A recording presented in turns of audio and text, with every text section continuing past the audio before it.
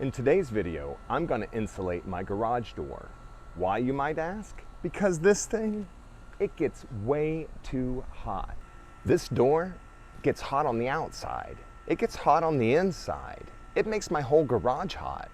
In fact, here in Las Vegas in the shade, it's 117 degrees. Right into this project.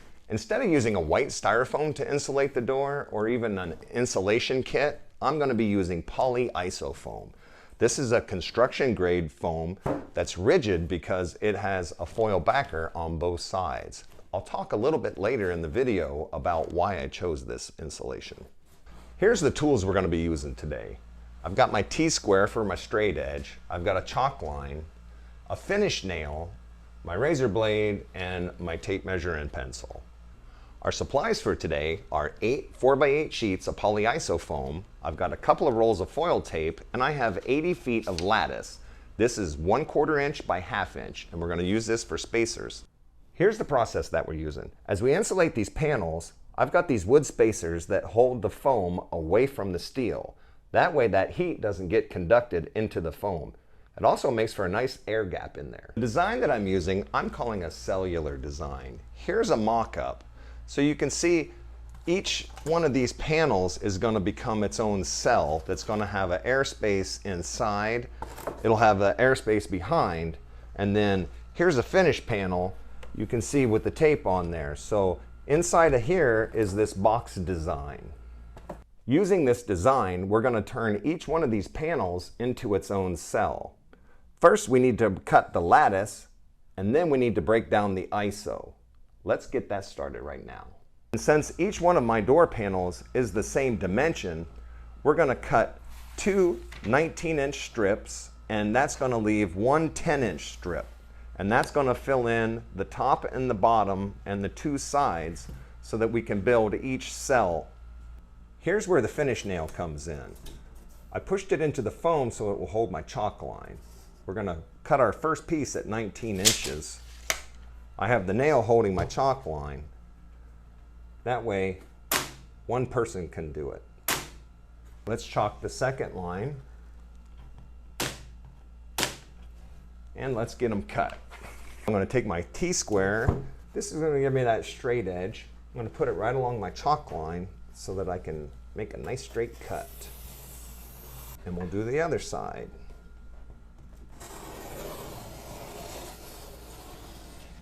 And the last line, which is our 10-inch strip, we'll cut in the same method.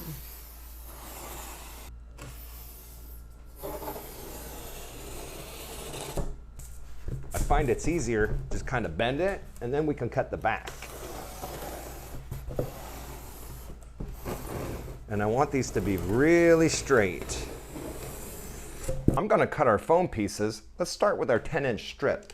These are going to be our 1 3/4 inch strips for the top and the bottom and the 2 sides. Now, we're cutting this off at 46 1/4.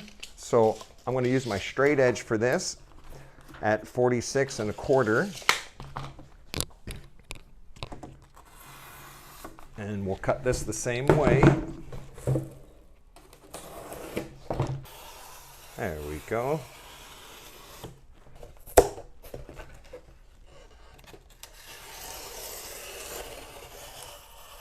All right, let's build a cell. Let's start with the bottom first.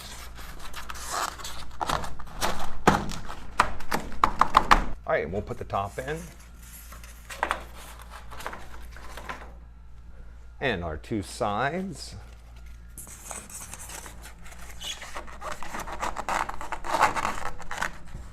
All right, the piece of foam on this side, I actually need to cut a 1/2 inch more narrow than the others. That way, when this foam rests up against it, it'll be flush with the front of the panel. Like that. Let's cut our 19-inch wide pieces. For the back panel, allowing for foam on both sides, we're just over 45 inches. And for the front panel, we're looking at 44 1/4. So 45 and 44 1/4. We'll use our straight edge again.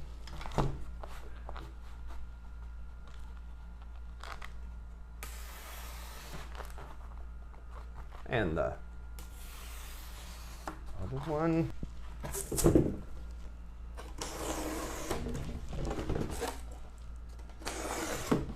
All right. To finish building our cell, let's take our wood spacers.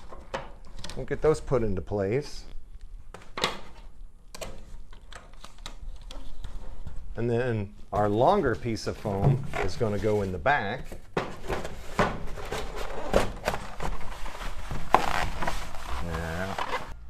Now we've got the back end. I've cut some strips from our scrap. These are 1/2-inch spacers. We're going to put these all the way around, and that's going to make our air gap to complete the cell. I'll just use some tape to hold them in place.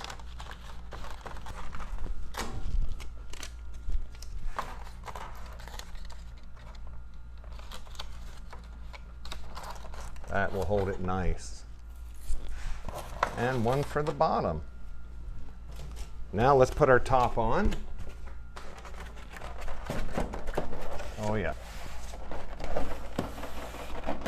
That holds everything flush. Let's get our tape on the outside. I'm going to take the extra step of some alcohol. My door is not the cleanest. That way my tape will stick very nice. Oh yeah. Plus the alcohol will dry very fast. All right, now we can put our tape on. Hardest part about this tape is getting the back peeled off. There we go. All right, I'm just going to stick it right there. And I'm going to peel the back as I go so that I don't get any wrinkles.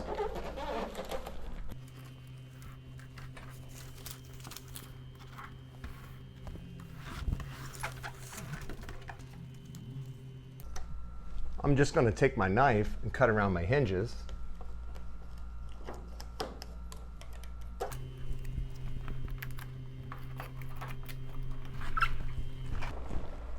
We'll do the same to the other side.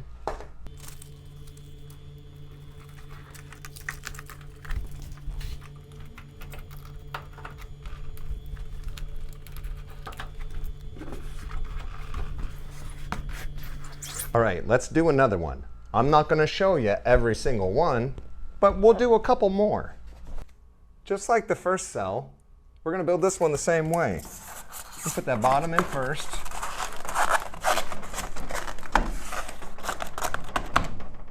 We're going to put the top in.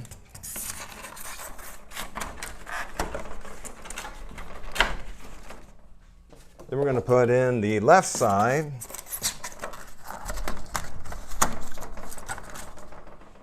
And then this side, remember this side is a little more narrow. This one's only 1.25 inches so that the panel will sit right on it.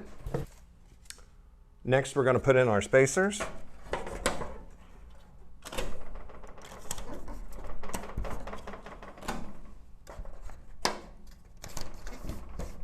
Next, we're going to put in the back.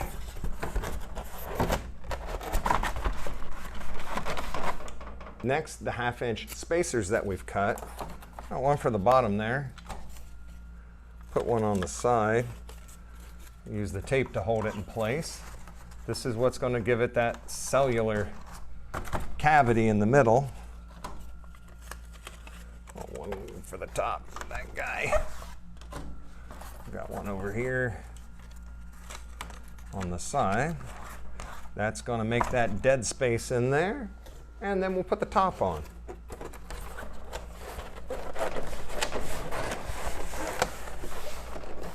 Now we'll clean it up with alcohol and we'll put on the tape.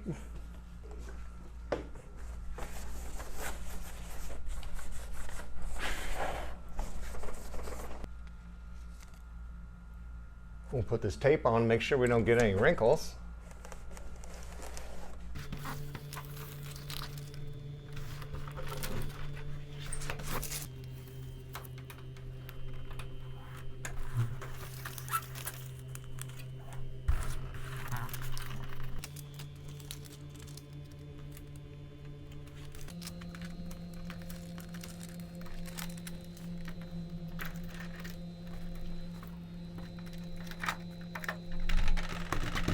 Let's do one more.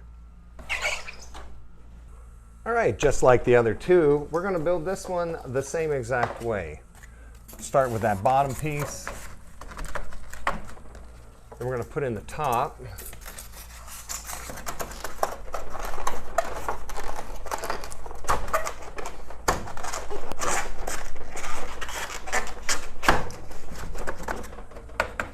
And we'll put on this side. And then we've got that skinnier side that goes over here. And then we've got our wooden spacers. Get those into place.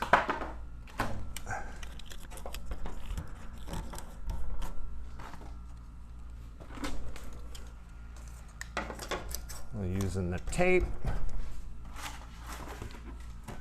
This is our back.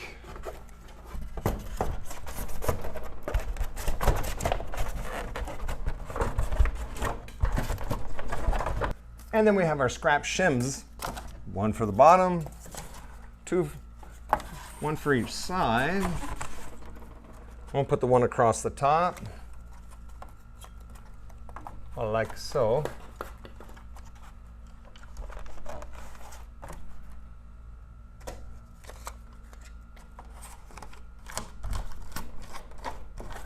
And again, this will give it that cellular construction.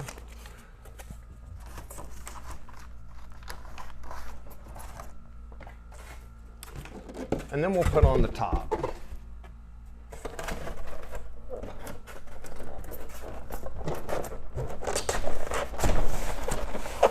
Nice and flush. I'll tape this off. I'm going to go ahead and finish the door, and I'll see you when I'm done. All right, I've got the entire door done. So remember, each one of these panels is its own cell, with a back and a front and an air gap in between. Let's talk a little bit about why I made the choice that I made with the insulation. My insulation choice was polyisocyanurate. I chose polyiso because it's rigid, it's foil backed on both sides, and with just a 1/2-inch piece, making my cell design makes my panels super efficient. This is so much more efficient than styrofoam. Those door kits are nice, maybe in cooler climates, but here in Las Vegas, it's just way too hot. It does come in 2-inch, but that would have been heavy and that would have been expensive. So that's why I chose this design for my project. That wraps up today's video on insulating a garage door. I hope you'll give this method a try. Polyiso, in my opinion, is the way to go. I'm glad you watched, and I hope you'll watch again.